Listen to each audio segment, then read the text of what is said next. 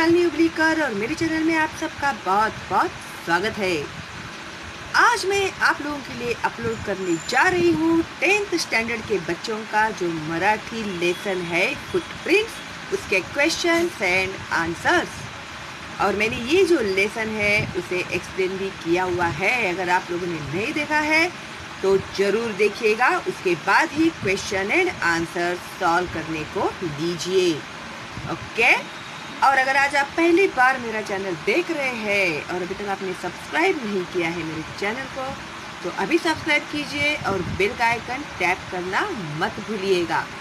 अगर आप लोग बेल का आइकन टैप करोगे तो आपको मेरे लाइव स्ट्रीम का नोटिफिकेशन सबसे पहले मिलेगा, क्योंकि मैं उसमें आप लोगों के लिए अपलोड करने वाली हूँ हिंदी और मराठी के लेसन्स के एक्सप्लेनेशंस, ताकि आप लोगों की जो भी डाउट्स होंगे वो आप लोग तुरंत ही क्लियर कर पाओगे। ठीक है ना? अच्छी और गोल्डन अपॉर्चुनिटी। तो उसके लिए आप लोगों को मेरे चैनल को सब्सक्राइब करके बेल का आइकन टैप करना होगा।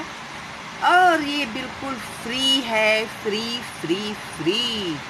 और लाइक कीजिए मेरे वीडियो को और प्लीज़ फॉरवर्ड कीजिए अपने दोस्तों को और रिलेटिव्स को, ताकि उनका भी फ़ायदा हो।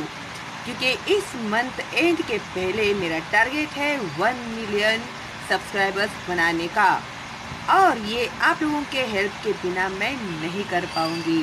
तो आप लोग मुझे हेल्प करोगे ना उसके लिए?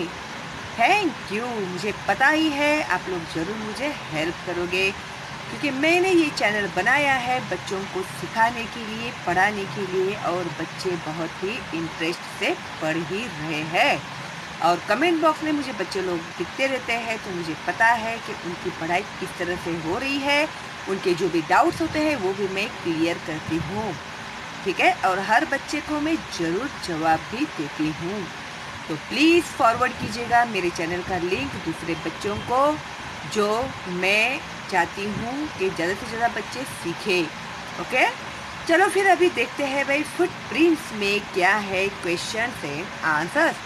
और एक इम्पोर्टेंट बात, अगर आप लोगों को लेखक का नाम पता नहीं है तो लेखक का नाम आप लोग याद कर लीजिएगा, डॉक्टर प्रदीप आवटे।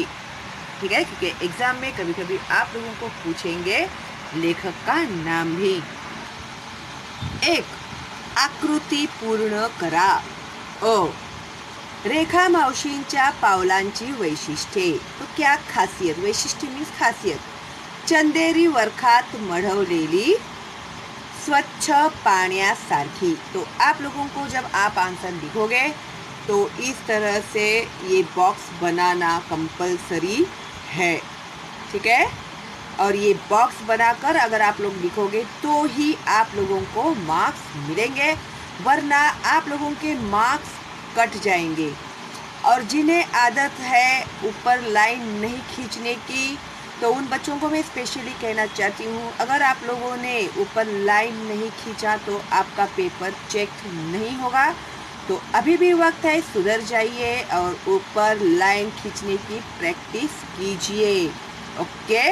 वरना फिर अगर बाद में बोलोगे ना, अरे हमें तो पता ही नहीं था, किसी ने हमें बताया ही नहीं था, तो फिर बहुत देर हो जाएगी तब तक। और मैंने बहुत बार मेरे वीडियोस में ये इंस्ट्रक्शंस दिए हुए हैं, स्पेशली जो एसएससी बोर्ड का पेपर है उसके लिए तो वो लोग चेक ही नहीं करेंगे आपके पेपर।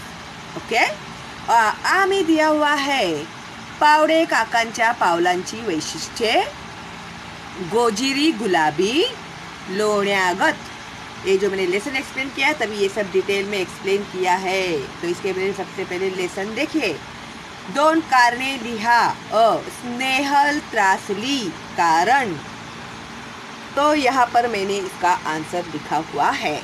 स्नेहल त्रासली कारण, रेखा मावशी फरशी पुसत होत्या, पण मागे त्यांच्या पायांचे काळे मळकट ठसे पुसलेल्या फरशीवर उमटले होते, म्हणून स्नेहल त्रासली।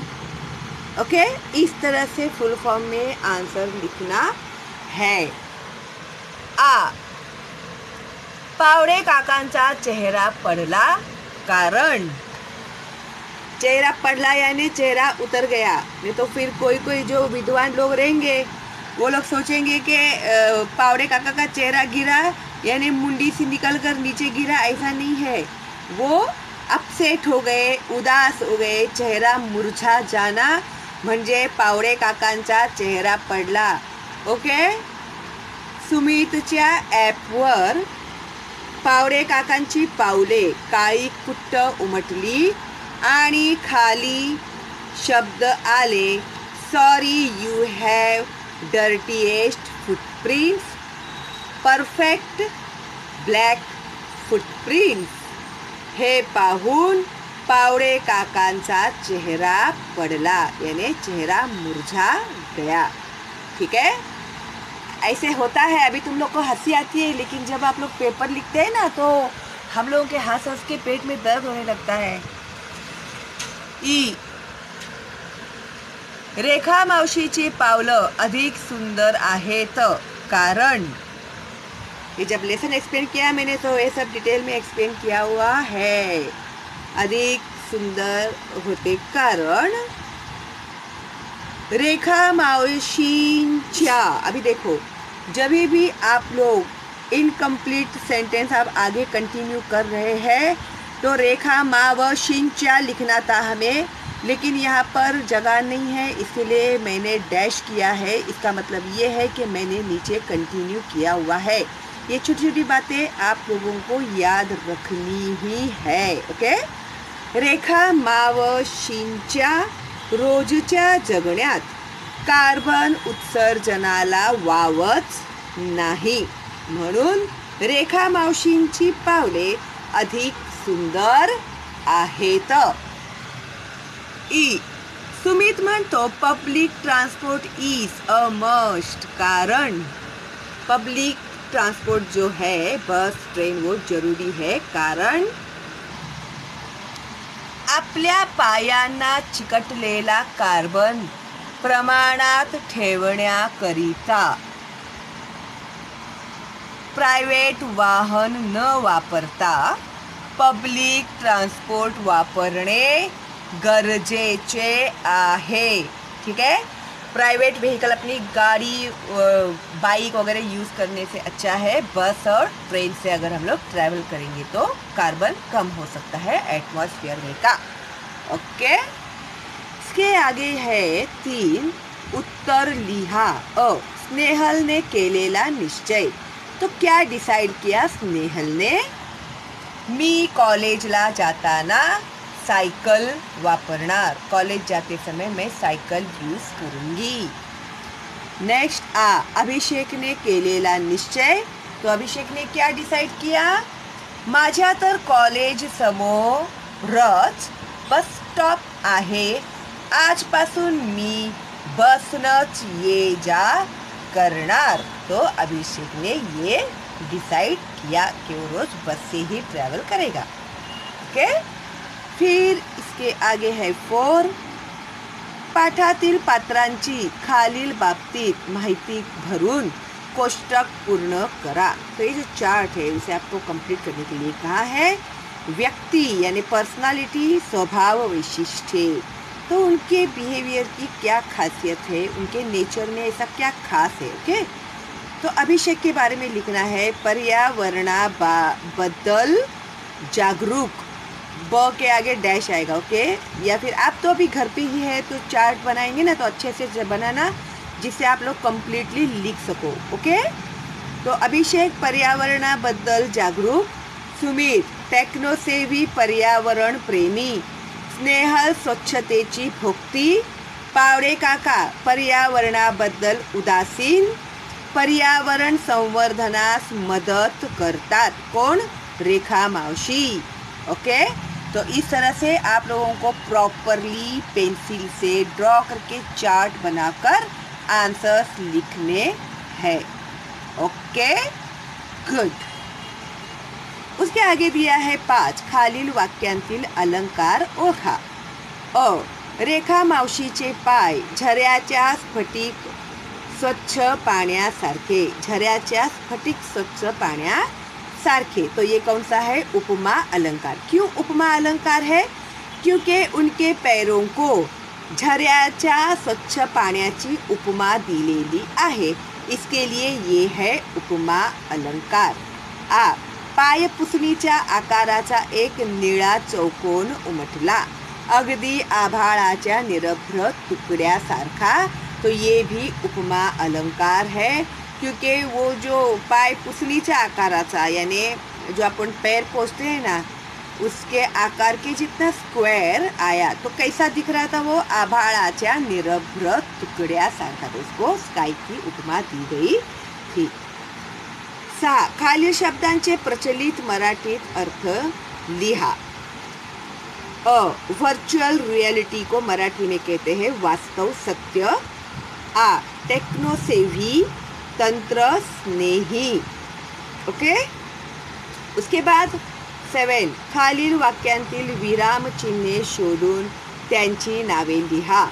तो एक वाक्य दिया है, मावशी तुम्ही राहता कुठं. तो उसमें के विराम चिन्ह आपको लिखने हैं. विराम चिन्ह ये साइन है यहाँ से यहाँ तक, इसे कहते हैं दुहेरी अवतरण चिन्ह. ये है स्वल्प विराम और ये है प्रश्नवाचक चिन्ह किंवा प्रश्न चिन्ह. ठीक है. ओके. आसान लग रहा है ना अभी आप लोग को? गुड. इसके बाद 8. खालील शब्दांच्या जाती ओळखून लिहा. 1. स्नेहल नाम. 2. तिचे विशेषण. 3. चंदेरी सर्वनाम. 4. करणे क्रियापद. 9. खालील तख्ता पूर्ण करा.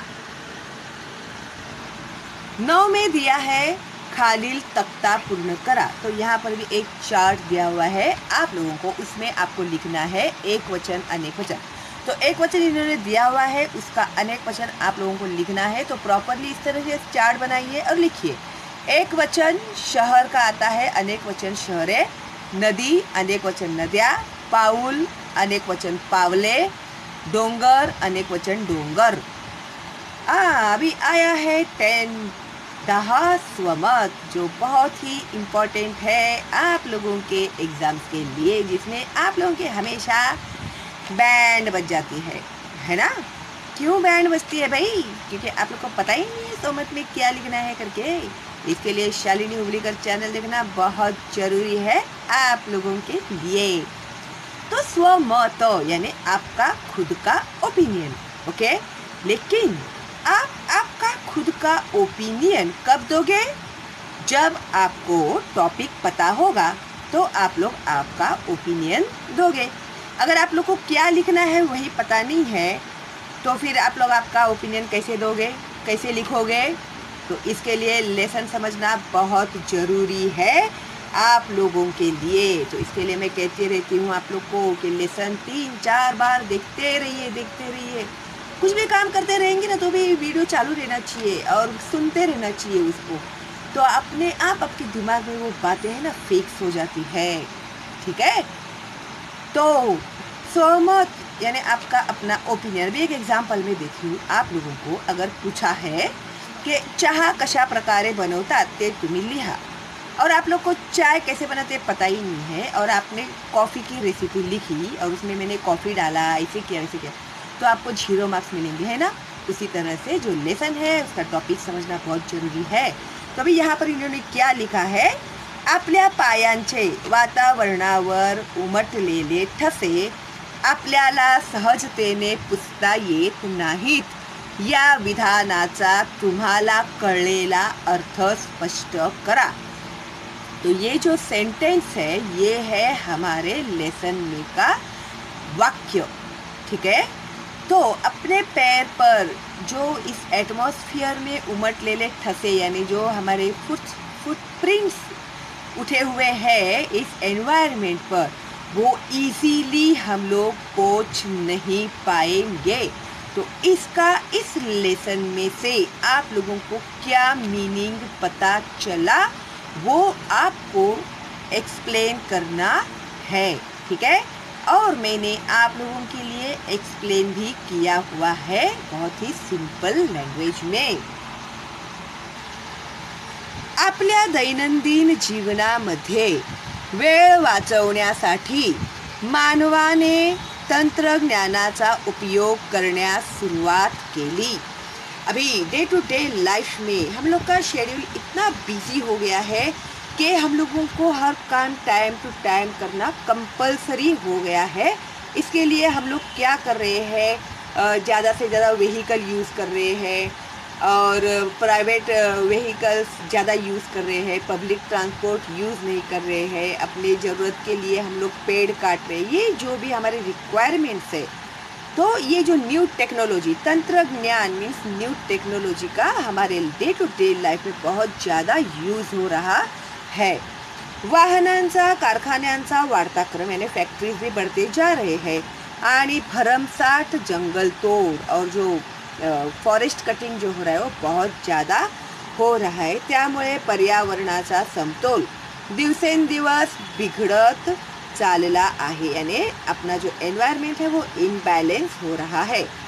वातावरणात कार्बनचे प्रमाण वाढत आहे, त्यामुळे आपल्याला ग्लोबल वॉर्मिंगचा त्रास होत आहे। वर्षानुवर्षे आपण वातावरणात कार्बन सोडत आहोत आणि आता ही चुकी दुरुस्त करणे वाटते तसे सोपे नहीं, क्योंकि सालों साल से जो हम लोग यूज़ करते आ रहे हैं, नेचर को स्पॉइल किया है हम लोगों ने। पूरा जो उसकी नेचुरल ब्यूटी थी उसको भी हम लोगों ने ख़राब, अब तो ऐड कर सकते हैं ये भी बातें, ठीक है।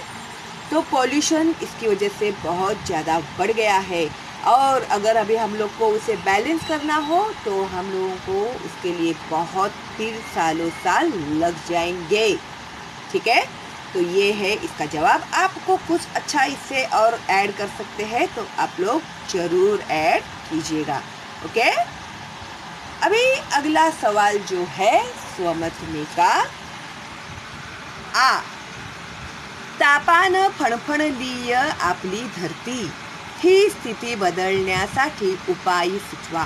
तापानं फणफणलीय आपली धरती यानी जो अर्थ है, अर्थ के ऊपर ग्लोबल वार्मिंग इतना बढ़ गया है कि अर्थ कैसे, जैसे बुखार आने के बाद इंसान का बदन जैसे गर्म हो जाता है, उसी तरह से अर्थ हमारा उतना गर्म हो गया है।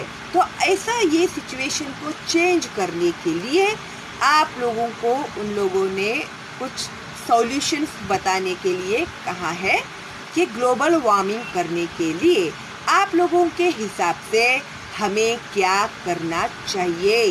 तापाने फणफणलीय आपली धरती, तो ग्लोबल वार्मिंग कम करने के लिए हमें क्या करना चाहिए।